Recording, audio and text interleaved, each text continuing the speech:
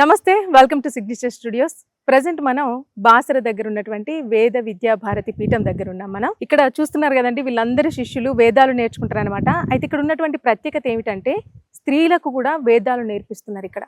ఇది చాలా విశేషం. అంతేకాదు కుల మతాలకు అతీతంగా, అంటే కుల భేదం లేకుండా కూడా ఇక్కడ వేదాలు నేర్చుకోవచ్చు. అంతేకాకుండా ఉచితంగా, అంటే ఇక్కడ స్టే చేయడానికి కూడా ఉచితమే, నేర్చుకోవడానికి ఉచితమే, ప్రతిది కూడా ఉచితంగా ఉంటుంది. అన్ని సకల సౌకర్యాలు ఉంటాయి. ఇంకా భోజనం పెట్టే విధానం కూడా అసలు మనం ఎటువంటి విధంగా మనం ఆలోచించాల్సిన అవసరం లేదు. అన్ని విధాలుగా అసలు రిమార్క్ పెట్టడానికి కూడా ఇక్కడ ఏం లేదు. అయితే ఇక్కడ చాలా ప్రత్యేకతలు ఉన్నాయి. మనం లోపలికి వెళ్దాం. ఇక్కడ పీఠాధిపతుల వారు ఆ గురుజీ గారితో మాట్లాడదాం. ఇక్కడ ఉన్నటువంటి ప్రత్యేకతలు, విశేషాలు ఇవన్నీ మాట్లాడదాం. అన్నిటికంటే ముఖ్యంగా ఇక్కడ గంగాహారతి కూడా చేస్తూ ఉంటారు. నిత్యం జరుగుతూనే ఉంటుంది గంగాహారతి.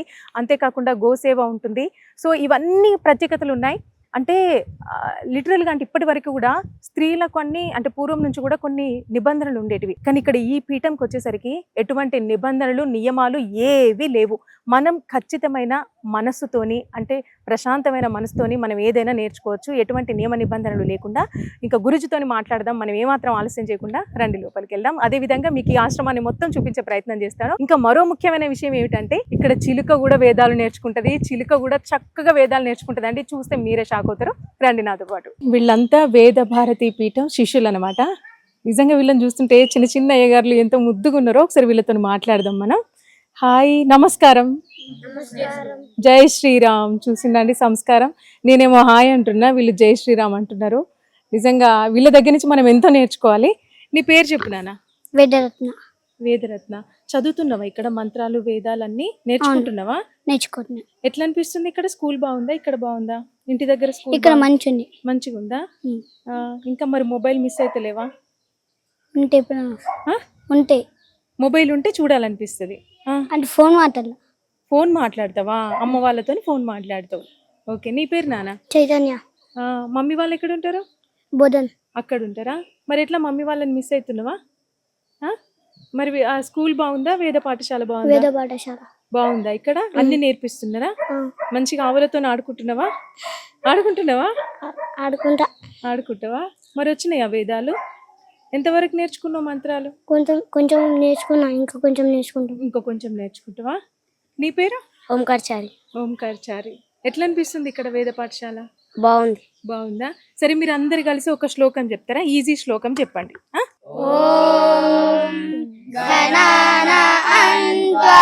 గణపతి కవిన్ కవీనాముపమశ్రవస్తవం జ్యేష్ఠరాజం బ్రహ్మణస్పత ఆనశృణ్వన్నోదిభిస్సేదసాదనం. ఏం పేరు బాబు నీ పేరు? నా పేరు ప్రణవ్ అండి. ఎన్ని రోజులు అవుతుంది ఇక్కడికి వచ్చి? ఇది 3వ సంవత్సరం. 3వ సంవత్సరమా? 3 years నుంచి ఇక్కడే ఉంటున్నావా? ఎట్లా అనిపిస్తుంది మరి? బాగానే ఉందా? అందుకే వచ్చిన వాళ్ళని అడుగుతున్నావు బీజాక్షరాల కోసం వచ్చిరా అని. మొత్తం నువ్వేనా మెయింటైన్ చేసి? గురుగారు అండి. గురువు శిష్యుడు కదా నువ్వు కూడా చూసుకుంటావు కదా? చూసుకుంటావా? ఇంకా అంటే ఇప్పుడు ఇంకెన్ని ఇయర్స్ ఉండాలి ఇక్కడ? ఇంకా 4 years అయితే అయిపోతున్నాయి. అంతేనా? మళ్ళీ స్కూల్కి వెళ్ళాల్సిన అవసరం లేదా? ఇంకా అవసరం లేదా? మళ్ళీ తర్వాత పూజలు చేసుకుంటాం. ఆలయాలలో పూజలు చేసుకోవచ్చు, పురోహితులు అన్నట్టు. అమ్మో, నువ్వు పురోహితుడు అవుతావా 4 సంవత్సరాల తర్వాత? ఇంత చిన్నగా ఉన్నావు, క్యూట్ గా. సరే, నీలాంటి పిల్లలు చాలా మంది మొబైల్ చూస్తున్నారు. అసలు వేదాలంటే పట్టించుకోవట్లేదు, అసలు మన హిందూ గ్రంథాలు పట్టించుకోవట్లేదు. వాళ్ళకి ఏం చెప్తావు చెప్పు? నీలాగా నేర్చుకోవాలి, నీలాగా గుడ్ బాయ్ కావాలి వాళ్ళు. వాళ్ళకి ఏం చెప్తావు మరి? రండి నేర్చుకోండి అని ఒక మెసేజ్ ఇవ్వాలి కదా. చెప్పు మరి వాళ్ళకి. రండి అందరు చదువుకోండి, వేదాన్ని నేర్చుకోండి. అది. ఏం పేరు? గోపిచంద్. ఓకే. ఎక్కడ మీ ఊరు? ఇక్కడ నిజామాబాద్ దగ్గర. అక్కడి నుంచి వచ్చినావా? ఎన్ని రోజులు అవుతుంది ఇక్కడికి? 5 years. 5 years నుంచి ఉంటున్నావు ఇక్కడ? మరి హాలిడేస్ అప్పుడు వెళ్తావా ఇంటికి? అవునా? అంటే ఎప్పుడు వెళ్తావు హాలిడేస్? అంటే ఫెస్టివల్స్ కి ఇస్తారా? పండుగలకి ఇస్తారు. పండుగలకేనా? ఎగ్జామ్స్ ఉంటాయా మీకు? ఎగ్జామ్ సంవత్సరం ఒకసారి ఉంటాయి. అంతేనా? కార్యక్రమాలు ఎట్లుంటాయి అన్నట్టు? డైలీ 4కి లేస్తాం. అక్కడ స్నానం చేసి సంధ్యావందనం చేసుకుంటాం. జపాలు ఉంటే జపాలు చేస్తాం. తర్వాత సేవ చేసుకుంటాము. తర్వాత చదువుకుంటాం. మంచిగా గోమాతలతో ఆడుకుంటారు కదా. నేను వచ్చేసరికి ఆడుతున్నారు భైరవాని, భైరవుడితోని గోమాతలతోని ఆడుకుంటున్నారు కదా మంచిగా. అవును. ఎట్లా అనిపిస్తుంది? ఎంజాయ్ చేస్తారా ఇక్కడ? బాగుంది. హ్యాపీగా అనిపిస్తుందా? అవును. మంచిగా వేదాలు నేర్చుకుంటారు. ఎంజాయ్మెంటా? అవును. పేరెంట్స్ వస్తారా అప్పుడప్పుడు? అప్పుడప్పుడు వస్తారా? మరి ఇప్పుడు మీరు ఇంతమంది ఉన్నారు కదా స్టూడెంట్స్, మరి మీకు ఎట్లా ఫ్రీనా? మొత్తం ఫ్రీనేనా? అవును. ఫ్రీ. ఫీ ఏమైనా పే చేయాలా? ఫీజు ఏముండదు. ఫ్రీ, మొత్తం ఫ్రీ. అవును. సో ఎవరైనా వచ్చే వాళ్ళైనా కూడా ఎటువంటి మనీ పే చేయాల్సిన అవసరం లేదు. డైరెక్ట్ వచ్చి జాయిన్ అయితే సరిపోద్ది వేదాలు నేర్చుకోవడానికి. అవును. అంతేనా? అంతే. సరే, ఇప్పుడు మీరు అందరు కలిసి ఒక చక్కటి మంత్రం చెప్పండి.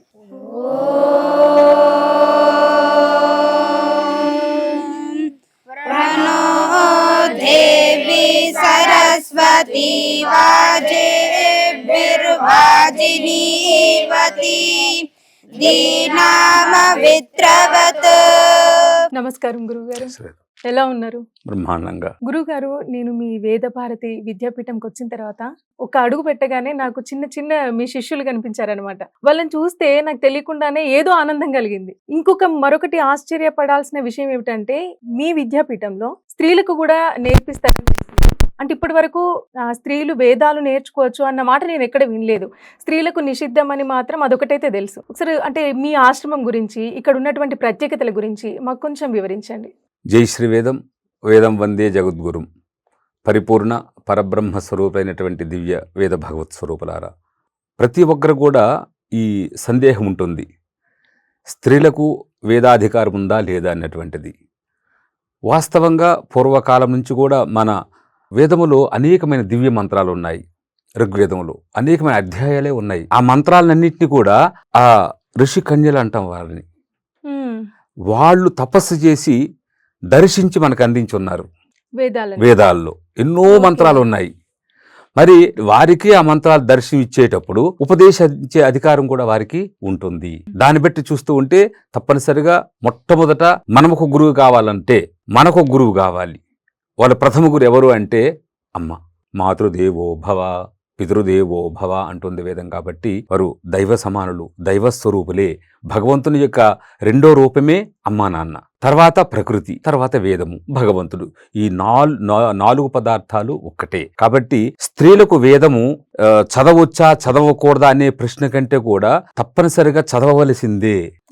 ఎందుకంటే తల్లి దగ్గర నుంచే మన యొక్క జన్మ జరుగుతుంది. జన్మించిన వాళ్ళు పురుషులు కావచ్చు, మరలా స్త్రీలు కావచ్చు.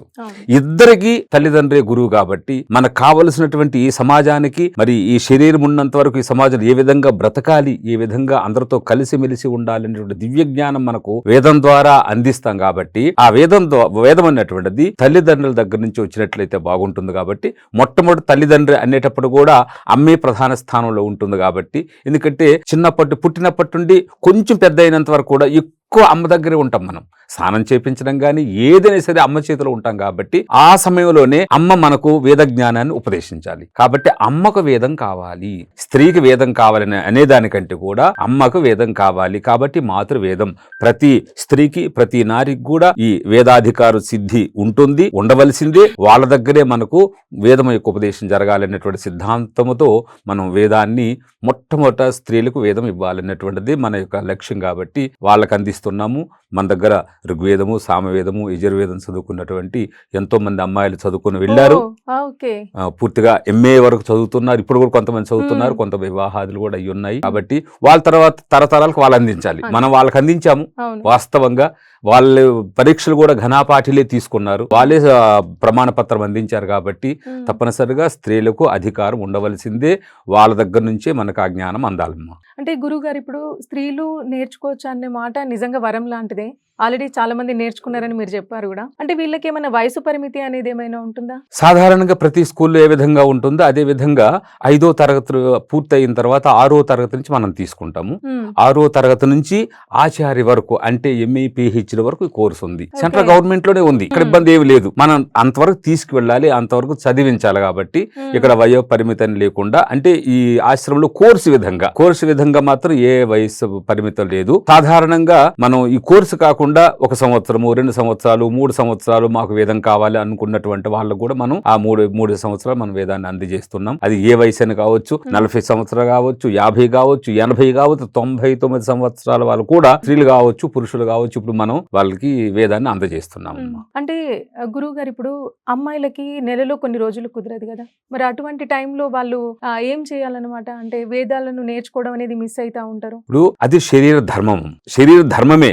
అదేదో అది అశుభమని కానీ అదేదో పాపమని కానీ మాత్రం అట్లా ఆలోచించకూడదు. వారు కూడా అసలు తల్లి అమ్మ కదా, అమ్మ కంటే గొప్ప ఎవరు లేనప్పుడు ఆ 5 రోజులు వాళ్ళు క్షేమంగా సుఖంగా ప్రశాంతంగా ఉండాలన్నటువంటిదే విధానం తప్ప 5 రోజులు చదవద్దు.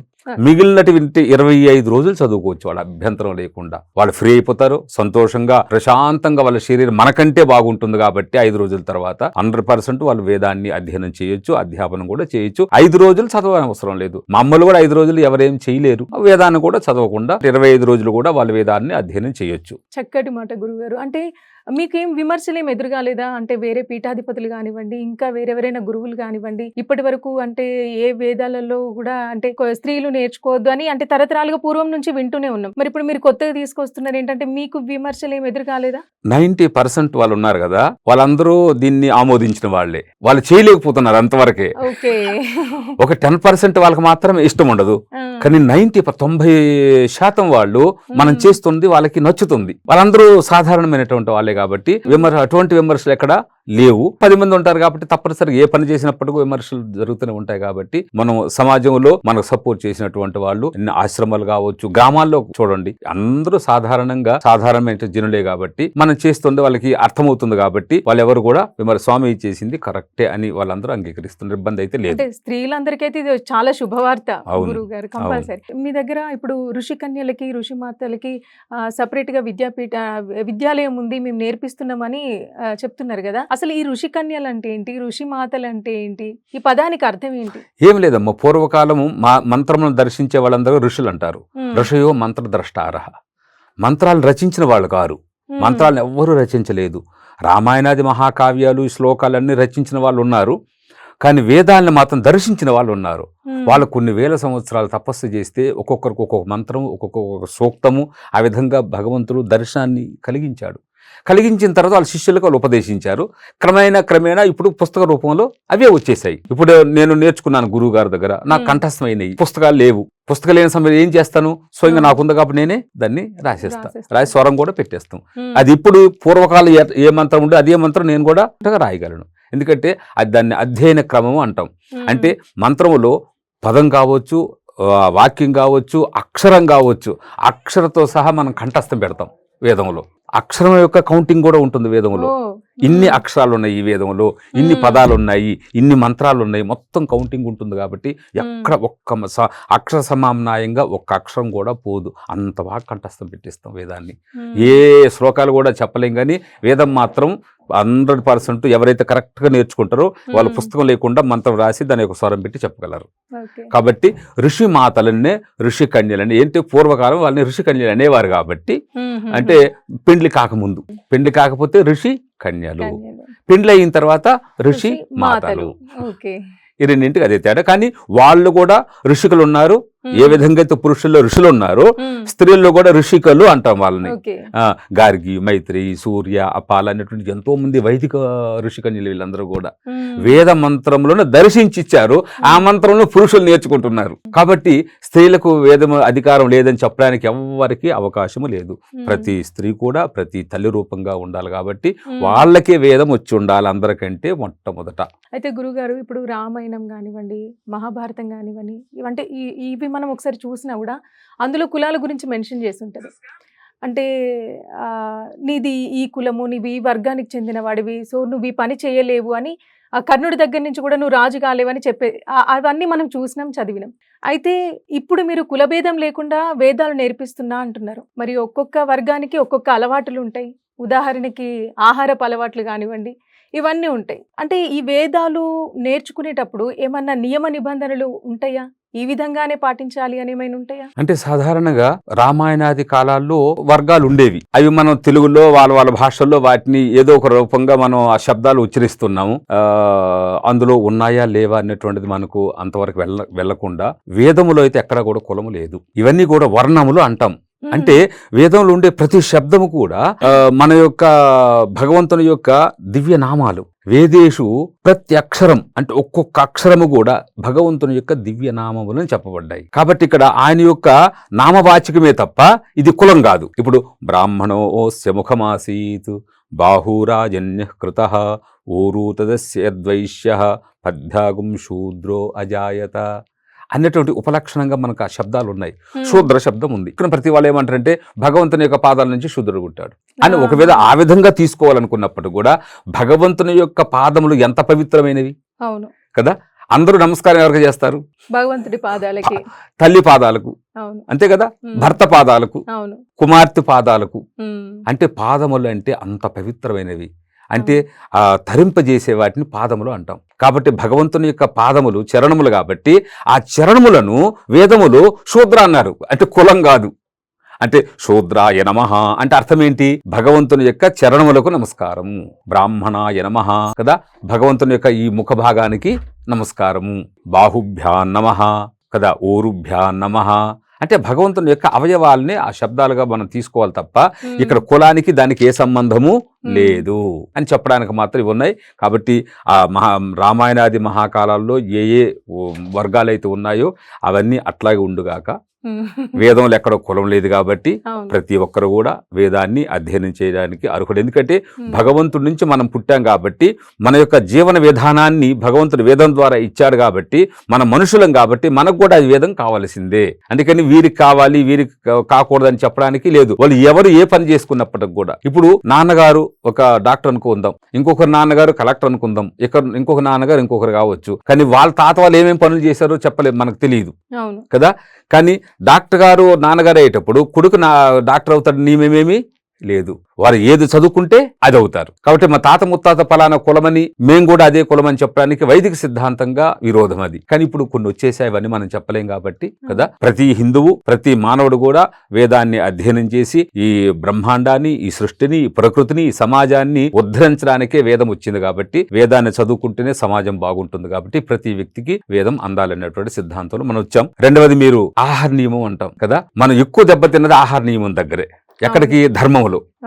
మీరు ఈ ఆహారాలు పాటిస్తారు కాబట్టి ఇది చేయకూడదు అంటే వేదం చాలా గొప్పది. మీ ఆహారాలు అంటే మీ కులం బట్టి ఆహారం, కులం అని చెప్పేసి ఇప్పుడు మనం మీ వర్గం బట్టి మీకు ఈ ఆహారాలు ఉన్నాయి కాబట్టి ఈ ఆహార నియమంగా అవి తింటే అవి సేవిస్తే వేదం చదవకూడదని నియమాలు ఉన్నాయి కదండి. అది వాస్తవంగా వేదం ఎక్కడ చెప్పలేదు. అంటే మీ ఆహారం ఇది అయితే అది కరెక్ట్ కాదు కాబట్టి మన ఇప్పుడున్న సమాజంలో దానివల్ల వేదం చదవకూడదని ఏదే నియమం ఉందో అది నియమం వేదంలో ఎక్కడ లేదు.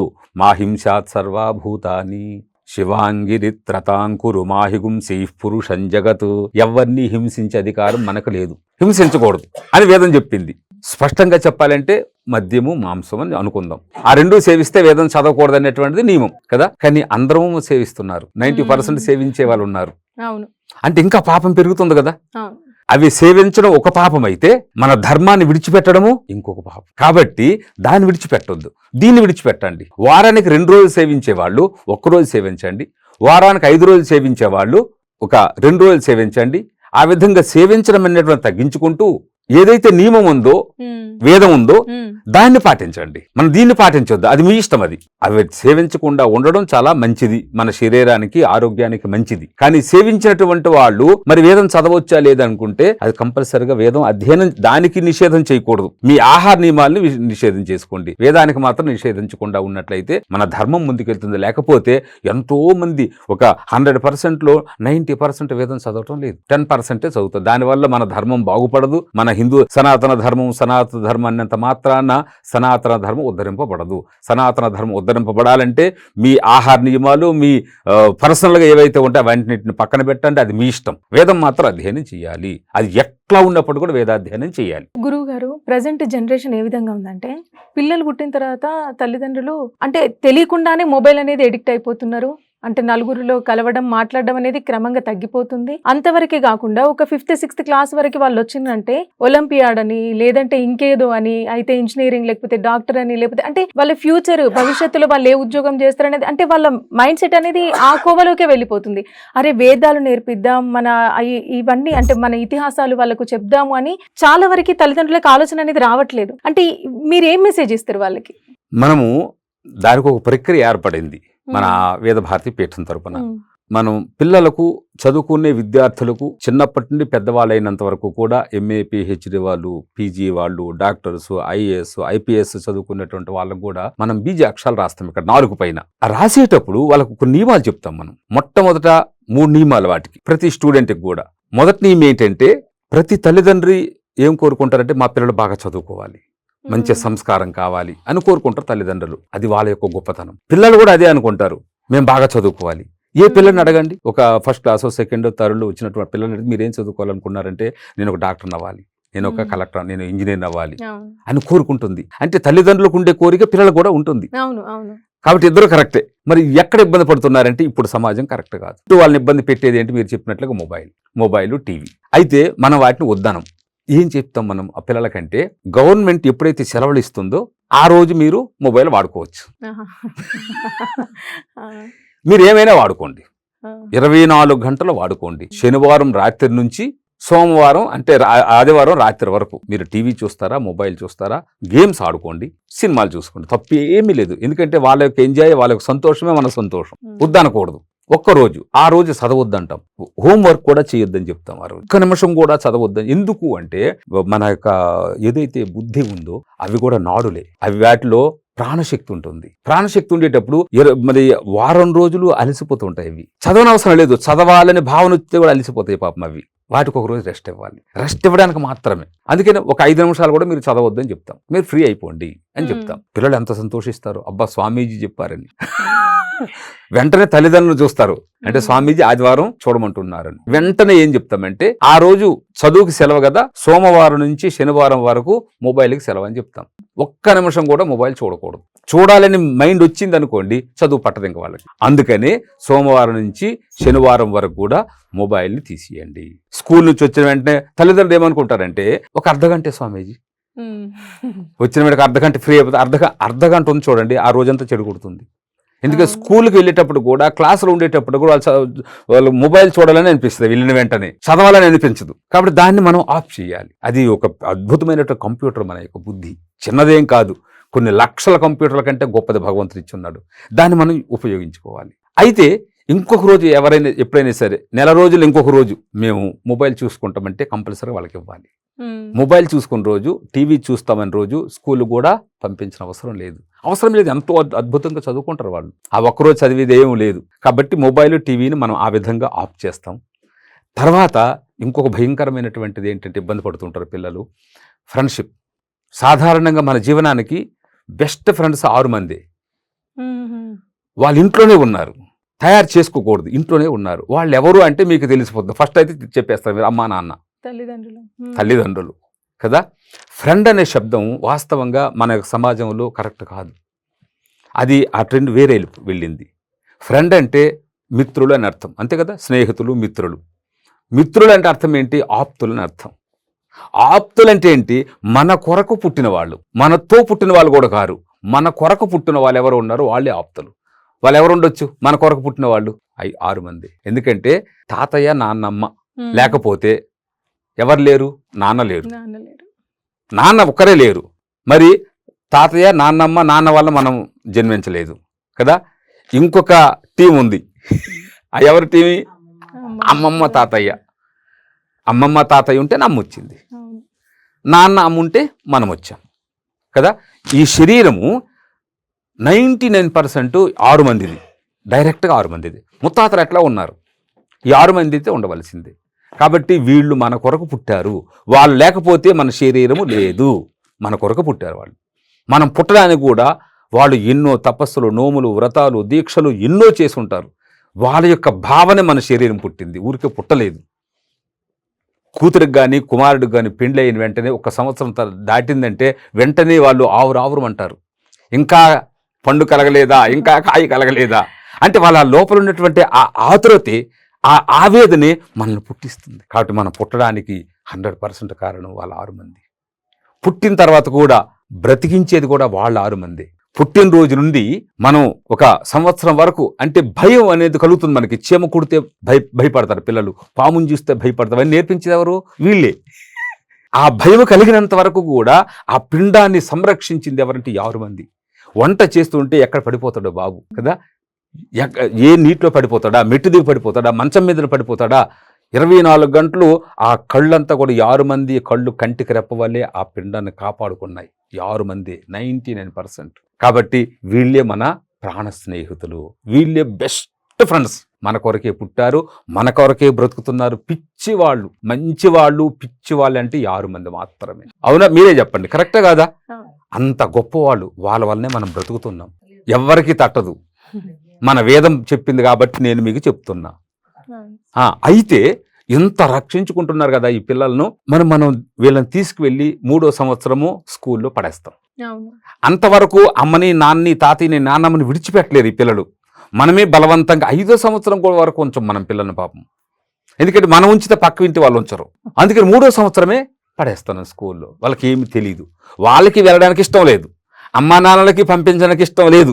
అయినప్పటికీ కూడా బరువేసి రిక్షాలు, కార్లు, ఆటోలు తీసుకెళ్లి స్కూల్లో పడేస్తాం. చిన్న కొంచెం ఏదో అన్నం పెట్టి, అన్నం కూడా తినడానికి చేత కాదు పాపం. 3వ సంవత్సరం పడేస్తాం. వెళ్ళిన తర్వాత వాళ్ళకి 2-3 రోజులు, 6 రోజులు, నెల రోజులు అలవాటు అయిపోతుంటుంది. ఇక వాళ్ళతో కూర్చోవడము, వాళ్ళతో తినడము కదా, వాళ్ళు కలిసిపోతూ ఉంటారు అంతే. వాళ్ళ ప్రపంచం అప్పుడు కదా. మీ అమ్మా నాన్న ప్రపంచం ఎవరంటే వాళ్ళే. ఎవరు? స్కూల్ పిల్లలు. ఇంటికి వచ్చిన తర్వాత కూడా మనం వాళ్ళని పట్టించుకోము. వెంటనే తీసుకొచ్చి కూర్చొని పెట్టుకొని ఏదో చదివించడము, నాన్న ఎలా బాగున్నావా లేదా అని మనం అడగము. స్కూల్లో చెప్తున్నారు కదా చదువులు, వాళ్ళది మంది. అమ్మ నాన్న వచ్చేసి బిజినెస్ లేదా డ్యూటీ, తాతయ్య వాళ్ళ పేపర్లో, వాళ్ళ టీవీలో వాళ్ళవి. పిల్లలు ఏం చేయలేక కదా, వీళ్ళు కూడా మొబైల్ పట్టుకుంటారు అంతే. ఎందుకంటే మొబైల్ ప్రతి ఇంట్లో 10 మొబైల్ ఉన్నాయి. ఏదో ఒక మొబైల్ వాళ్ళకి కావాలి. తప్పు వాళ్ళది కాదు, ఇప్పుడుండే సమాజం తప్పదు. కాబట్టి అలా రోజు 2-3 సంవత్సరాలు వాళ్ళ యొక్క జీవితం ఏమనుకుంటారంటే వీళ్ళే మా గొప్ప వాళ్ళు, వీళ్ళే మా ఫ్రెండ్స్. మనం కూడా నేర్పిస్తాం వాళ్ళకి. మీ బెస్ట్ ఫ్రెండ్స్ ఎంతమంది అంటే 2-3 పేరు చెప్తారు, మనం చెప్పిస్తాము, వాళ్ళు చెప్తారు. అంటే వీళ్ళు 6 మంది వెళ్ళిపోయినారు. వీళ్ళెవరో మనం నిదానంగా పెద్దవాళ్ళం అవుతారు. పెద్దవాళ్ళు అయిన తర్వాత ఒక 6వ-7వ తరగతికి వచ్చేటప్పటికి వాళ్ళకు మొబైల్స్ నెంబర్లు వచ్చేస్తాయి మన ఇంటికి మరలా. స్కూల్ పిల్లలవి. ఎందుకు అంటే హోంవర్క్ గురించి అంటారు. వాస్తవంగా హోంవర్క్ పిల్లల్ని అడిగి నేర్చుకోకూడదు, వాళ్ళని క్లాస్మేట్స్ అనాలి. స్కూల్ పిల్లల్ని క్లాస్మేట్స్ అనాలి తప్ప ఫ్రెండ్స్ అనే అనకూడదు. అన్నామంటే అవుట్ అయిపోయినాం. మన 6 మంది అవుట్ అయ్యాము ఫస్ట్. ఇది వాస్తవమైనటువంటిది కదా. మనం చెడ్డ అనటం లేదు వాళ్ళని. వాళ్ళ తల్లిదండ్రుల కొరకు బంగారం. మన పిల్లలు మన తల్లిదండ్రుల కొరకు బంగారం. వాళ్ళిద్దరు కలవకూడదు. అత్త చాలా గొప్పది, కోడలు చాలా గొప్పది. అత్త కోడలు మంచివాళ్ళు గారు. మంచివాళ్ళు కదంటే అర్థం పడదు. పక్కింటి అత్తకు ఈ ఇంటి కోడలు చాలా మంచి, పక్కింటి కోడలకి ఈ అత్త చాలా మంచి. ఈ ఇద్దరు అత్త కోడలకి పడదు. ఎందుకంటే రక్తం వేరే, అది సహజ సిద్ధమైన, దాన్ని తప్పు అనడానికి లేదు. కాబట్టి ఇక్కడ పిల్లలు ఒకటి అవుతారు, మనం దూరం అయిపోతాం. అప్పుడు వాళ్ళ పిల్లలు ఫోన్ నెంబర్లు తీసుకొని రావడం, హోంవర్క్ అని వాళ్ళకి ఫోన్లు చేయడము. ఒక సబ్జెక్ట్ గురించి ఫోన్ చేస్తే అది గంట వేరే వెళ్ళిపోతూ ఉంటుంది. ఇక అప్పుడు పెద్దవాళ్ళు అయిన తర్వాత మనం వాళ్ళకి నియమాలు చెప్తాం. ఫోన్లో ఎక్కువ మాట్లాడొద్దు, వచ్చేప్పటి నుంచి ఫోనేనా, ఇవన్నీ వాళ్ళకి ఎట్టి పరిస్థితులు కూడా నచ్చవు. మా ఫ్రెండ్స్ వాళ్ళు అనుకుంటున్నారు తప్ప మనమనే భావం లేదు. మనం అప్పుడు ఎక్కువ ప్రారంభిస్తాం తిట్టడం. ఎప్పుడు ఎక్కువ తిడుతూ ఉంటామో వాళ్ళ మనసంతా కూడా అక్కడికి వెళ్ళిపోతుంటుంది. వాళ్ళకి అన్నీ చెప్పుకుంటూ ఉంటారు, మనకి చెప్పరు. వాళ్ళకి ఇంట్లో ఉంటారు, ఇంట్లోకి వస్తారు, బ్యాగ్ పడేస్తారు, మనం బ్రతిమాలితే తింటారు, ఏదో మూడుగా ఉంటారు. అక్కడ కూడా వాళ్ళు ఎన్నెన్నో ఇబ్బందులు పడుతుంటారు స్కూల్. అది కూడా తల్లిదండ్రులు అర్థం చేసుకోవాలి. 4 ఫ్రెండ్స్ ఉన్నారనుకోండి, ఇంత క్లాస్మేట్స్, 2 మంచి వాళ్ళు, 2 ఎప్పుడు తిట్టే వాళ్ళు ఉంటారు. అక్కడ వాళ్ళు డిస్టర్బ్ అవుతుంటారు. ఇంటి దగ్గర అమ్మ నాన్నలకు చెప్పుకోరు, వీళ్ళు పట్టించుకోరు. కాబట్టి వాళ్ళు వెంటనే డిస్టర్బ్ అవుతారు. డిస్టర్బ్ అయిన తర్వాత మనం మూడుగా ఉంటాము, మనం అడుగుతాము ఏమని, వాళ్ళు చెప్పరు, మనం ఇంకా తిడతాము, వాళ్ళు ఇంకా మూడుగా ఉంటారు. నిదానంగా దూరం అవుతూ ఉంటాం అంతే. ఇంట్లోనే ఉంటాం, మన సంపాదన అంతా వాళ్ళకే, కానీ వాళ్ళు మాత్రం మనతో ఉండరు, వాళ్ళతో ఉంటారు. ఈ ఇబ్బందులు వస్తాయి. కాబట్టి మొబైల్ నెంబర్లు పిల్లలు తీసుకొని రాకూడదు. ఏదైనా డౌట్స్ ఉంటే ఎవరిని అడగాలి? టీచర్స్ని అడగాలి. రేపు వెళ్తాం కదా కాలేజీకి, వీళ్ళకి ఏం తెలిసింది వీళ్ళని అడిగి నేర్చుకుంటారు. వీళ్ళు కూడా నీతో సమానంగా తోటి విద్యార్థులే కదా. కాబట్టి మొబైల్లో హోంవర్క్లు కానీ మొబైల్లో ఈ క్లాస్మేట్స్తో ఫోన్ చేసి అడగడం మాత్రం 100% రాంగ్ రూటు. వచ్చిన వెంటనే ఇంటి దగ్గర వచ్చి అమ్మా నాన్న చెప్తారు, పుస్తకాలే కరెక్టు, స్కూల్కి వెళ్ళి టీచర్స్ అది నేర్చుకోవాలి తప్ప, లేకపోతే ఏమవుతుందంటే ఇంత ప్రమాదానికి దారితీస్తుంది. ఇదంతా కూడా ఇప్పుడున్నటువంటి చాలా భయంకరమైనటువంటి పరిస్థితి. మనం వద్దన్నామంటే వాళ్ళు అదే ట్రెండ్లో వెళ్తారు, మనకేది తెలియదు అనుకుంటారు, వాళ్ళకే తెలుసు అనుకుంటారు. కాబట్టి ఇవన్నీ విరోధ భావాలు వస్తాయి. కాబట్టి ఈ రెండు అంటే క్లాస్మేట్స్ని ఎంతవరకు ఉంచుకోవాలి, తర్వాత మొబైల్ని ఎంతవరకు ఉంచుకోవాలి అనేటువంటి ఒకటి. మూడవది ఉదయం 5 గంటలు లేచి చదవాలి. ఎందుకంటే ఇవన్నీ ఈ రెండు మైనస్లు అయితే మైనస్ చేశాము, ఒక ప్లస్ ఒకటి ఉంది. ఉదయం 5 గంటలు లేచి మీరు అందరూ చదువుకున్న వాళ్ళే పూర్వకాలం, అవునా కదా? ఎందుకు అంటే పగలంతా అన్ని సబ్జెక్ట్స్ మిక్స్ అయ్యి ఉంటాయి, అర్థమవుతాయి కానీ గుర్తుండవు. పగలల్లో ఆలోచిస్తాం ఎంతైనా గుర్తుండదు. అందుకనే భగవంతుడు మనకు రాత్రి ఇచ్చున్నాడు. రాత్రి పడుకుంటాం, మనసు ఆత్మ దగ్గర వెళుతుంది, అక్కడి నుంచి తగినంత శక్తిని తెచ్చుకుంటుంది. 4:30కే లేస్తాం, లేచిన తర్వాత గంటన్నర మనసు ఎక్కడికి వెళ్ళదు కాబట్టి ఏది చదివిస్తే ఏది చదువుకుంటే అవన్నీ గుర్తుంటాయి కాబట్టి రేపు స్కూల్లో సబ్జెక్ట్ అర్థమవుద్ది. సబ్జెక్ట్ అర్థమయ్యిందంటే దానిపై ఇంట్రెస్ట్ కలిగిందంటే వేరే దానిపై మనసు వెళ్ళదు. కరెక్ట్గా స్కూల్ ఫస్ట్ ప్రతి ఒక్కరూ 100% మార్కులు తెచ్చుకుంటారు, ఉదయం లేచిన వాళ్ళు మాత్రం. మరి ఎన్ని రోజులు లేవాలి అన్నటువంటిదంటే 5 రోజులు లేస్తే చాలు. సోమవారం నుంచి శుక్రవారం వరకు, శనివారం 6:30 వరకు పడుకోవాలి, తప్పేమీ లేదు. ఆదివారం 10 గంటల వరకు పడుకోమని చెప్పండి, నిద్ర కూడా కావాలి శరీరానికి. కాబట్టి 10 గంటలకు లేచారా, లేచిన తర్వాత తల్లిదండ్రులు వాళ్ళకి టైం ఇవ్వాలి. ఆ రోజు పిల్లలకు టైం ఇవ్వాలి. మనం ఇవ్వకపోతే వాళ్ళు ఎక్కడికైనా పోతారు. టైం ఇవ్వడం అంటే ఏంటి, ఏదో ఒక హోటల్కి తీసుకెళ్ళాలి, వాళ్ళకి నచ్చిన ఆహారం ఇవ్వాలి. మన ఇంట్లో ప్రతిరోజు కూడా తల్లిదండ్రులు ఇచ్చినటువంటి అమృతమే కావచ్చు, కానీ వాళ్ళకి నచ్చింది పెట్టలేము. వాళ్ళకి నచ్చింది ఇప్పుడున్నటువంటి దాన్ని బట్టి చూస్తే బయట దొరుకుతుంటాయి. కాబట్టి మనం తీసుకువెళ్ళి నచ్చింది తినమని చెప్పాలి. లేకపోతే మనం తీసుకువెళ్ళకపోతే వాళ్ళు వెళ్ళిపోతారు. ఎవరితో వెళ్ళిపోతారు? ఫ్రెండ్స్తో. పిల్లలు మన వాళ్ళే, డబ్బులు మనవే, వెళ్ళేది వాళ్ళతో. వద్దంటాం కానీ మనం చెడ్డ, వాళ్ళు మంచి అవుతారు. ఆ అవకాశం ఇవ్వకుండా ఉండాలంటే తప్పనిసరిగా ఆ రోజు తల్లిదండ్రులు పిల్లలకు సమయం ఇచ్చి వాళ్ళని అడగాలి, నాన్న ఇంట్లో మీకు ఏమైనా చేయాలా, నచ్చింది చేయాలంటే చేయమని చెప్పాలి. బయటకు వెళ్దామంటే తీసుకువెళ్ళాలి, తిప్పాలి. తీసుకుని వచ్చిన తర్వాత హాయిగా వాళ్ళు టీవీలు చూసుకోవాలి, రేపటికి రెడీ అవ్వాలి. ఈ 3 ఎవరైతే నియమం పాటిస్తారో తప్పనిసరిగా వాళ్ళకి సాయంత్రం పూట ఒక అరగంట ఆదివారం వేదం చదవాలనుకుంటే మన యూట్యూబ్లో మేధా సూక్తము, సరస్వతి సూక్తం మన దాంట్లో ఉన్నాయి, అనేకమైన యూట్యూబుల్లో ఉన్నాయి. కాబట్టి ఒక అరగంట నేర్చుకుంటే చాలు, 10 నిమిషాలు నేర్చుకుంటే వాళ్ళకి ఎక్కువ అవసరం లేదు వేదం. కనీసం సరస్వతి సూక్తం, మేధా సూక్తం, రుద్రం అటువంటివి జీవితం మొత్తం చదువుకోవచ్చు. ఒకరోజు చదివేయాలి, మా అబ్బాయికి వేదం వచ్చేయాలి అనే అవసరమే లేదు. ఒక వారానికి ఒక 10 నిమిషాలు చదువుకుంటే అది చాలు, జీవితం మొత్తం వాళ్ళకు ఉపయోగపడుతుంది. ఎందుకంటే జ్ఞాపక శక్తి అంటే గ్రహణము, ధారణము స్కూల్లో కరెక్ట్గా వినడము, అర్థం చేసుకోవడము, అర్థం చేసుకుని గుర్తుపెట్టుకున్నట్లయితే వాళ్ళకంటే గొప్ప మేధావులు ఎక్కడ మనకు దొరకరు. గ్రహణము, ధారణము, అర్థం చేసుకోవడము, ఉంచుకోవడం. కొంతమందికి అర్థమవుద్ది, గుర్తుండవు. కొంతమందికి అర్థం కాదు, 10 సార్లు చదవాలి, సమయం వ్యర్థమవుతుంటుంది, ఉన్న సమయం తక్కువ. అందుకనే వెంటనే గ్రహణం అంటే అర్థం చేసుకున్నటువంటి కెపాసిటీ కావాలి. మనకి కెపాసిటీ కావాలనుకుంటే ఈ దైవానుగ్రహం కావాలి, మన ప్రయత్నం కావాలి. మన ప్రయత్నం అంటే 2 మైనస్లు, 1 ప్లస్. దాని తర్వాత మన దైవానుగ్రహం అంటే తల్లిదండ్రుల యొక్క అనుగ్రహం, దైవానుగ్రహం ఉన్నట్లయితే పిల్లలు కంపల్సరిగా మేధావులు అవుతారు, మహర్షులు అవుతారు, సైంటిస్టులు అవుతారు, గొప్పవాళ్ళు అవుతారు. ఈ 3 ప్రతి తల్లిదండ్రులు కూడా అర్థం చేసుకోవాలి. చిన్నప్పటి నుంచి పిల్లలకు మన బెస్ట్ ఫ్రెండ్స్ ఎవరంటే తక్కువ చెప్పాలి. అమ్మా నాన్న, తాతయ్య నాన్నమ్మ, తాతయ్య అమ్మమ్మ, అమ్మా నాన్న, తాతయ్య నాన్నమ్మ, తాతయ్య అమ్మమ్మ, ఇవన్నీ కొన్ని వేల పర్యాయాలు వాళ్ళకి మనం చెవిలో చెప్తే వాళ్ళు మనల్ని అర్థం చేసుకుంటారు. లేకపోతే క్లాస్మేట్స్నే వాళ్ళు ఫ్రెండ్స్ అనుకుంటారు. అట్లా అనుకోకుండా ఉండాలి. ఎందుకంటే వీళ్ళ యొక్క జీవితం మనకు సమర్పిస్తున్నారు 6 మంది కూడా. మరి వాళ్ళని ఎంత బాగా మనం చూసుకోవాలి కదా. లేకపోతే ఈ శరీరం లేదు, మన జీవితమే లేదు. కాబట్టి తల్లిదండ్రులని కాపాడుకోవాలనుకున్నా, తల్లిదండ్రులు దైవంగా భావించాలనుకున్నా చిన్నప్పటి నుంచే పిల్లలకు మన నియమాలు చెప్పినట్లయితే తప్పనిసరిగా వాళ్ళు బాగుంటారు, సమాజానికి కూడా వాళ్ళు మంచి సేవను అందించగలరు. కాబట్టి ఈ మూడింటిని మనం చెప్పి పిల్లలకు బీజాక్షరాలు మనం రాస్తున్నాం 4 పైన. అంటే ఇప్పటి పిల్లలందరూ మీరు ఇందాక చెప్పారు మొబైల్స్కి అడిక్ట్ అవుతున్నారని. కాకపోతే తల్లిదండ్రులకు ఒక కోరిక ఉంటుంది, మన ఇతిహాసాలు నేర్పించాలి, వాళ్ళకి కనీస జ్ఞానం కల్పించాలి అని. తల్లిదండ్రులకి కోరికున్నంత మాత్రాన పిల్లలు ఇమీడియట్గా వాళ్ళ మైండ్ సెట్ మార్చుకోలేరు. ఇప్పుడు కొత్తగా ఇవన్నీ ఏంటి అని వాళ్ళకి అర్థం కాని పరిస్థితి ఉంటుంది స్టార్టింగ్లో. అంటే వాళ్ళకి ఇంట్రెస్ట్ కల్పించాలి అంటే మీరు ఎటువంటి క్లూస్ ఇస్తారు? ఫస్ట్ పిల్లల కంటే కూడా తల్లిదండ్రులకే వేదం రావాలి. తల్లిదండ్రులకు వస్తే పిల్లలకు ఆటోమేటిక్ వస్తుంది. కానీ తల్లిదండ్రులకు పిచ్చి కోరికల వలన, పిచ్చి ప్రేమ వలన మా పిల్లలకు వేదం వచ్చేయాలి, మా పిల్లలకు మన సనాతన ధర్మం గురించి తెలియాలి అని అనుకుంటారు. అని అనుకుంటే పిల్లలకు అర్థం కాదు. ముందు అమ్మకి నాన్నకి ఇంట్లో తాతయ్య నాన్న వాళ్ళందరికీ వేదం గురించి వస్తే వాళ్ళు పూజ చేసుకునేటప్పుడు, సంధ్యావందనం చేసుకునేటప్పుడు పక్కన కూర్చుని పెట్టి వాళ్ళకి చాక్లెట్ ఇచ్చో లేదా ఐస్ క్రీమ్ ఇచ్చో చేస్తే తప్ప పక్కన కూర్చుంటారు. మన ఒక అబ్బాయి ఉన్నాడు, చిన్న అబ్బాయి, జాతవేద, 5 సంవత్సరాల వయసు, అనేక మంత్రాలు వచ్చు. ఎలా వచ్చు? రోజు కూర్చుంటారు కాబట్టి. ఇక్కడ ఆశ్రమ వాతావరణం కాబట్టి కూర్చుంటారు, వచ్చేస్తుంది. అదే ఇంట్లో వాతావరణం ఉందనుకోండి, పిల్లలకు రావాలని కోరిక మాత్రం అది ఒక మంచి అభిప్రాయమే తప్ప అది సక్సెస్ కాలేము.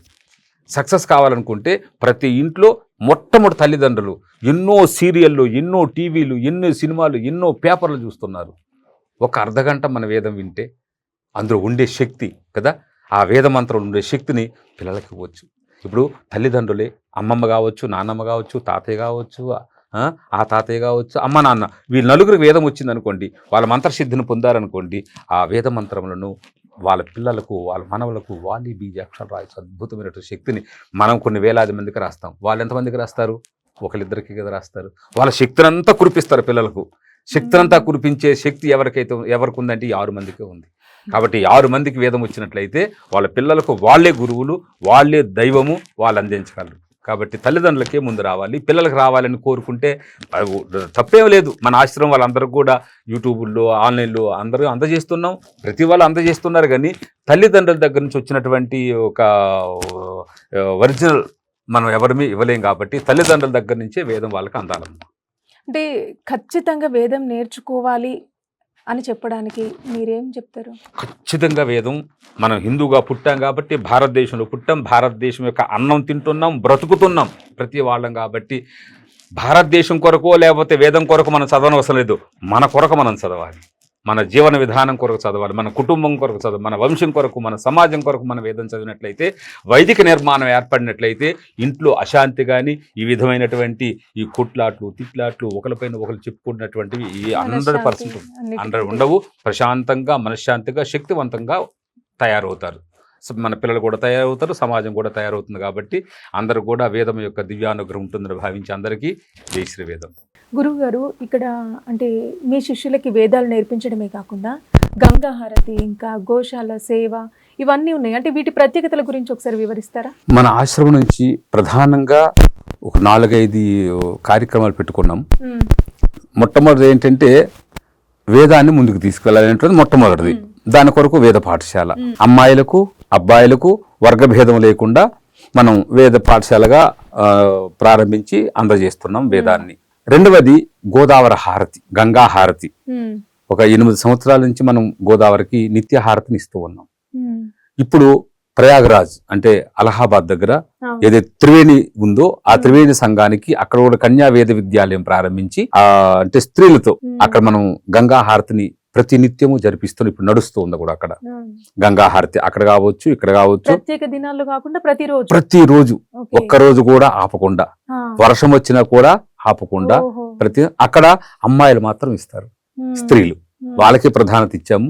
వాళ్ళే సప్తగా లేకపోతే నవ అంటే 7 మంది కావచ్చు, 9 మంది కావచ్చు, 11 మంది ఏకాదశి అని, నవ అంటే నవదుర్గలుగా, లేకపోతే చతుర్దశ భువన హారతి అంటే 14 హారతలుగా, నక్షత్ర హారతలుగా, గాయత్రి అంటే 24 గాయత్రి హారతలుగా మనుషులు మనకు సమకూరేటప్పుడు ఆయా హారతలు ప్రతినిత్యం మనం అక్కడ ఇస్తున్నాం. గంగా హారతి, ఇదే విధంగా గోదావరి హారతి.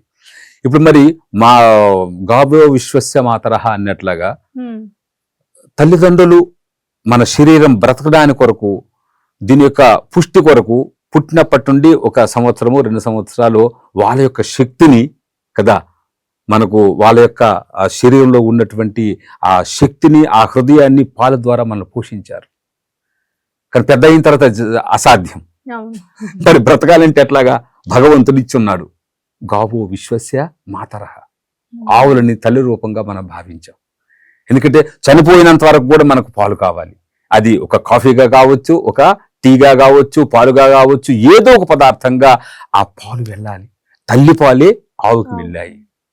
కాబట్టి మనం గోవుని తల్లిగా భావిస్తూ ప్రతి వాళ్ళు భావిస్తున్నారు. అక్కడెక్కడ సందేహం లేదు, భారతదేశంలో 90% మనం కూడా మన ఆశ్రమం ద్వారా ప్రతి శనివారం గోహారతి ఇస్తాం. ఒక 8 ఆవుల్ని మన అక్కడ షెడ్ ఉంది కదా, అక్కడ ఉంచుతూ వాటికి ధూపదీప నైవేద్యాలు, షోడశోపచార పూజ చేసి మహాహారతిని, సప్తహారతిని మనం ఆవులకి ఇక్కడ అందజేస్తున్నాం గోహారతి రూపంగా. రెండవది బీజాక్షరములు. వచ్చిన వాళ్ళందరికీ కూడా మనం కాదనకుండా 24 గంటలు 364 రోజులు ఎప్పుడు ఎవరు వచ్చినప్పటికి కూడా ఇక్కడ 3-4 ఉంటారు కాబట్టి వచ్చినటువంటి వాళ్ళ, ఎందుకంటే ఎవరి భావన వాళ్ళది, దాన్ని మనం కాదనలేం. మనం విశ్వసించేవాళ్ళు, మనుషులు విశ్వసించే మనుషులు, ఏదో ఒక ఆశతో ఉన్నటువంటి వాళ్ళు కాబట్టి బీజాక్షరాలు రాస్తే, పూర్వకాలం కూడా మహర్షులందరూ కూడా వాళ్ళ ఆశ్రమాల్లో వాళ్ళ శిష్యులకు బీజాక్షరాలు నోట్లో రాసేవారు, 4 పైన రాసేవారు. తాత ముత్తాతలు కూడా రాసేవారు. నిదానంగా అది ఆగింది. మనకు భగవంతుని యొక్క ఆదేశం, అమ్మవారి యొక్క ఆదేశం కాబట్టి మనం 15 సంవత్సరాలు అవుతుంది 4 పైన బీజాక్షరాలు వచ్చిన పిల్లలందరికీ రాసి పంపిస్తున్నాం. ఓన్లీ పిల్లలకి, ఎవరికైనా కావచ్చు, అంటే చదువుకునే స్టూడెంట్స్కి. తర్వాత పెద్దవాళ్ళకి ఎవరైనా స్వామీజీ మాకు కూడా కొంచెం అనుగ్రహించండి అంటే వాళ్ళకు కూడా రాసి పంపిస్తాం కాదనకుండా. కాబట్టి బీజాక్షర కార్యక్రమం అన్నటువంటిది మనం మన సమాజానికి అందజేస్తున్నాం, అదొకటి. అదేవిధంగా మనం ఎవరైనా పేదవాళ్ళు ఉంటే మన ఆశ్రమం నుండి, మన ట్రస్ట్ నుండి చిన్న చిన్న సహాయాలుగా వాళ్ళకు మనం అందజేస్తూ ఉన్నాం. అటు వేద పాఠశాల, గంగాహారతి, అదేవిధంగా యూట్యూబే మనది ఒక విశ్వవిద్యాలయం.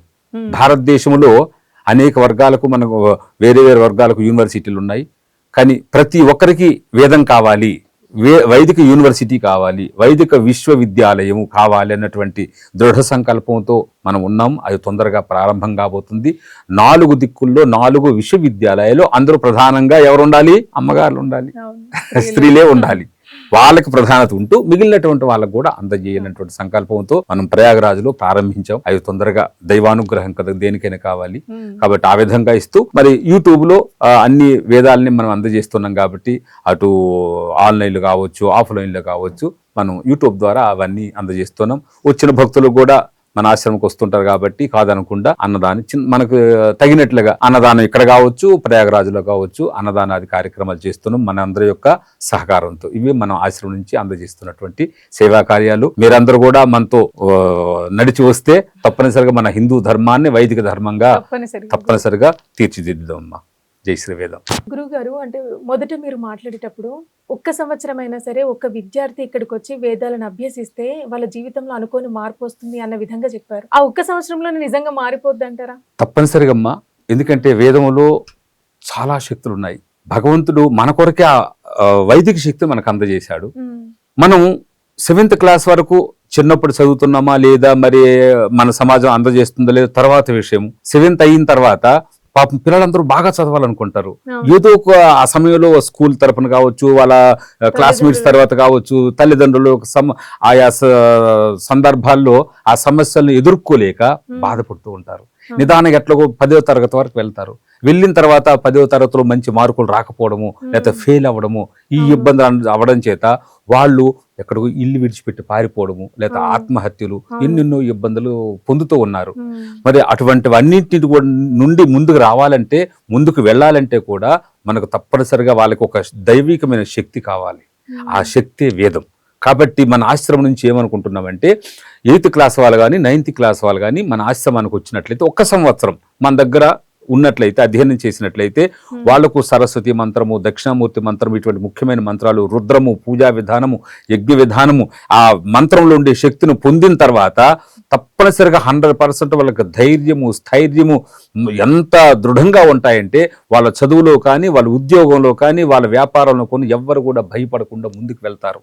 కాబట్టి అటువంటి పిల్లలందరూ కూడా మనం మన ఆశ్రమంలో 1 సంవత్సరం కోర్సు ఇవ్వాలనేటువంటి మన కమిటీ వాళ్ళందరూ కూడా నిర్ణయం చేసుకున్నారు. కాబట్టి 1 సంవత్సరం మనం వేదం అందించి, దాని తర్వాత 9th క్లాస్, ఇప్పుడు 8th క్లాసులో ఎంత వాళ్ళు స్లో ఉంటారో 9th క్లాస్ మన ఆశ్రమంకి వచ్చిన తర్వాత వాళ్ళు మళ్ళీ 9th క్లాస్ చదవచ్చు, లేకపోతే 10th క్లాస్ కూడా చదువుకోవచ్చు. అది కంటిన్యూ చేసుకోవచ్చు ఆ కోర్సుని. ఆ 10th క్లాస్ చూడండి ఎంత స్పీడ్ గా ఉంటారు వాళ్ళు, ఎందుకంటే అంత శక్తి వాళ్ళు సంపాదించుకుంటారు మన ఆశ్రమం నుంచి. కాబట్టి ఎవరో ఏదో ఇచ్చేస్తారని కాకుండా 1 సంవత్సరం అయితే మన వేదం కొరకు వచ్చినట్లయితే జీవితాంతం మన వేదము తల్లిదండ్రుల వలె రక్షిస్తుంది. మన మంత్రం మననాత్రాయతే ఇది మంత్రం. దాన్ని స్మరిస్తే చాలు మనల్ని తరింపజేస్తుంది, ముందుకు తీసుకెళ్తుంది. కాబట్టి ఎక్కువ టైం ఏమో అవసరం లేదు, 1 సంవత్సరం ఇవ్వండి. మీరు ముందు ఎంత దాన్ని ఆలోచించేవారు దానికంటూ 100 రెట్లు మిమ్మల్ని తీసుకెళ్తుంది, మీ పిల్లల్ని కూడా తీసుకెళ్తుంది. తల్లిదండ్రుల యొక్క ఒక నిజమైనటువంటి వాళ్ళ యొక్క స్వభావం ఏంటి, వాళ్ళ యొక్క గొప్పతనం ఏంటి అనేటువంటి విషయాలు కూడా మన వేదం ద్వారా మనకు తెలియజేస్తాం. కాబట్టి తల్లిదండ్రుల పైన, కుటుంబం పైన, సమాజం పైన కూడా వాళ్ళకి భక్తి పెరుగుతుంది. కాబట్టి కంపల్సరిగా 8వ తరగతి కానీ 9వ తరగతి పిల్లలు మన దగ్గరకు వచ్చినట్లయితే మనం వాళ్ళకి వేదంతో పాటు వాళ్ళ జీవన విధానంలో ఏ విధంగా నడుచుకోవాలనేటువంటి మనం అంత ధైర్యాన్ని నింపి మనం ఇంటికి పంపిస్తాం. అది కూడా ఉచితంగా. అసలు చాలా గొప్ప పూర్తిగా సంకల్పం. వాళ్ళకి భోజనం కావచ్చు, రూమ్ కావచ్చు, అన్ని మనం ఉచితంగా ఇచ్చి 1 సంవత్సరం వాళ్ళు నేర్పిస్తాం. వాళ్ళు వెళ్ళినట్లయితే తిరుగులేనటువంటి జీవన విధానాన్ని వాళ్ళు, ఎందుకంటే ఐఏఎస్ అవ్వచ్చు, ఐపీఎస్ అవ్వచ్చు, ఒక డాక్టర్ అవ్వచ్చు, ఒక సైంటిస్ట్ అవ్వచ్చు. వేదం చదువుకుంటే, వేదం ద్వారా వెళ్తే సైంటిస్ట్ ఋషి అవుతాడు. వేదం లేకపోతే సైంటిస్ట్ గానే ఉండిపోతాడు. సైంటిస్ట్ గా కాకుండా సైంటిస్ట్ కూడా ఒక ఋషి అవ్వాలంటే మాత్రం వాళ్ళకి వేదం యొక్క శక్తి కావాలి. ఆ వేదం స్మరిస్తే చాలు మనకి ఒక శక్తిని వస్తుంది. కాబట్టి మనం ఆ పిల్లలందరూ కూడా వేదాన్ని అందించడానికి సిద్ధంగా ఉన్నాం. చాలా చాలా గొప్ప సంకల్పం గురుగారు. గురువు గారు, మీ ఆశ్రమం అంటే చాలా పెద్దగా ఉంది, విశాలంగా ఉంది. చాలా మంది విద్యార్థులు వస్తున్నారు. వాళ్ళకి వసతి కల్పించాలన్నా లేదంటే ప్రతిదీ కూడా ఖర్చుతో కూడుకున్న పని. అలాంటిది మీరు వయసు పరిమితి లేకుండా, వర్గ భేదం లేకుండా అందరికీ నేను ఉచితంగా కల్పిస్తా అంటున్నారు. ఇది ఏ విధంగా సాధ్యమైంది మరి? మనం ఆశ్రమం ప్రారంభించి 17 సంవత్సరాలు అవుతుంది. ఈ వేద భారతి పీఠాన్ని స్థాపించి దీనికి మనం ఒక ట్రస్ట్ తయారు చేశాం, వేద భారతి పీఠ అభివృద్ధి ట్రస్ట్ అని. దీనికి మనకు ప్రభుత్వం కూడా 8EG అటువంటివి మనకు సర్టిఫికేట్ ఇచ్చింది. మరి అందరి యొక్క సహకారంతో ఏదైనా సరే, ప్రపంచంలో ఎన్ని సమాజాలైనా, ఎన్ని ఆశ్రమాలైనా ఏ ఉన్నప్పటికి కూడా అది ఒక దాన ధర్మాలతో నడిచేవి ఇటువంటివన్నీ కూడా. కాబట్టి మనకు ఎంతో మంది భక్తులు ఉన్నారు. కాబట్టి వాళ్ళందరితో మనం సంప్రదిస్తున్నాం. ఇంకా ముందుకు వెళ్ళాలి. కాబట్టి మీ యొక్క సహకారంతో, వాళ్ళందరి యొక్క సహకారంతో, మన భారతీయతను, సనాతన ధర్మాన్ని ఆచరించినటువంటి ఎవరైతే దానదాతలు ఉంటారో వాళ్ళందరి యొక్క సహకారాన్ని తీసుకుంటూ ఈ ఆశ్రమాన్ని మనం చేస్తున్నటువంటి ప్రతి పనులు కూడా అదే విధంగా ఇప్పుడు విద్యార్థులను కూడా తీసుకోవాలనుకుంటున్నాం. కాబట్టి వాళ్ళకు ఉచితంగా ఏమేం చేయాలి అవన్నీ కూడా అందరి యొక్క సహకారాలతో తీసుకోవాలనేటువంటిది సంకల్పం. దాన్ని ఏ విధంగా మన యొక్క కమిటీ సభ్యులు కావచ్చు వాళ్ళందరూ నిర్ణయం చేసుకుంటారు. నిర్ణయం చేసుకున్న తర్వాత దాన్ని ముందుకు తీసుకెళ్తాం కదా. మీరు ఎప్పుడైనా సరే ఇక్కడికి వచ్చినప్పుడు జై శ్రీవేదం అనండి. చిలుక కూడా మీతో పాటు ఖచ్చితంగా అంటది. ఇప్పుడు ఈ వీడియో క్లిప్ కూడా మీకు చూపిస్తాం చూడండి. అరే చిట్టి తల్లి, జై శ్రీవేదం. స్వామి వారితోని జై శ్రీవేదం, జై శ్రీవేదం, జై శ్రీవేదం, జై శ్రీవేదం, జై శ్రీవేదం.